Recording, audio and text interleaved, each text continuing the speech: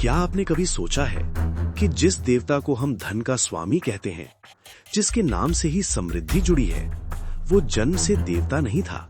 जिस कुबेर के पास अपार संपत्ति है, वही कभी एक साधारण मनुष्य था, अपमान से भरा हुआ, अकेलापन झेलता हुआ और अपने ही भाई द्वारा तिरस्कृत। आज की ये कथा सोने चांदी की नहीं है। ये कथा है एक मनुष्य के देवता बनने की। बहुत प्राचीन समय की बात है। महर्षि विश्रमा के आश्रम में एक बालक ने जन्म लिया। नाम रखा गया वैश्रवण।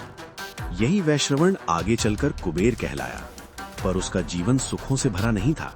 उसका सौतीला भाई था लंका का भविष्य सम्राट रावण। जहां रावण था अहंकार से भरा, वहीं वैश्रवण था शांत, संयमी और विनम्र। रावण अपनी शक्ति पर गर्व करता था।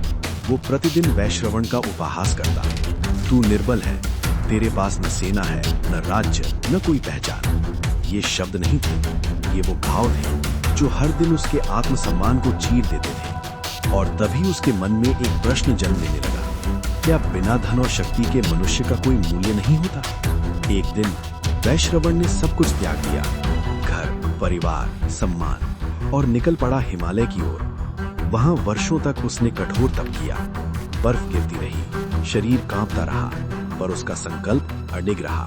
न अन्न, न जल, न विश्राम, केवल एक प्रार्थना, हे ब्रह्मादेव, मुझे वैभव नहीं चाहिए, मुझे वो शक्ति दीजिए जिससे संसार में संतुलन बना रहे। उसकी तपस्या से तीनों लोग कांप उठे।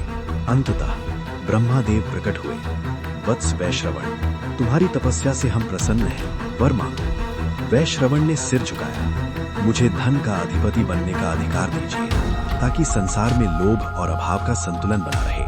ब्रह्मादेव मुस्कुराए, आज से तुम कुबेर कहलाओगे, तुम देवताओं के कोषाध्यक्ष बनोगे। और उसी क्षण एक साधारण मनुष्य देवता बन गया। कुबेर को प्राप्त हुआ स्वर्णमयी लंका, अलकापुरी और पुष्पक विमान। चारों ओर वैभव था, पर कुबेर के हृदय में अहंकार नहीं। पर यही वैभव उसके पतन का कारण भी बना।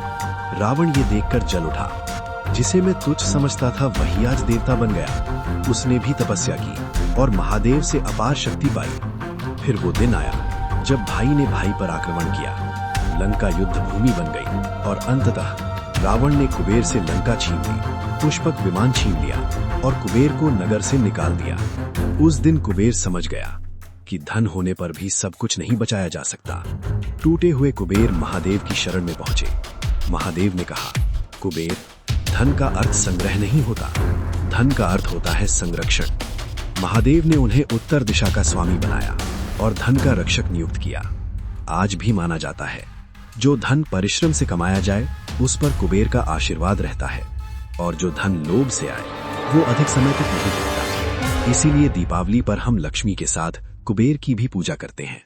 कुबेर हमें अमीर बनना नहीं सिखाते, वे सिखाते हैं धन का स्वामी मत बनो, उसका रक्षक बनो, क्योंकि सच्चा धनी वही है जो धन को संभालना जानता है। ऐसी ही रहस्यमयी कथाओं के लिए कहानी की खोज को सब्सक्राइब करें, क्योंकि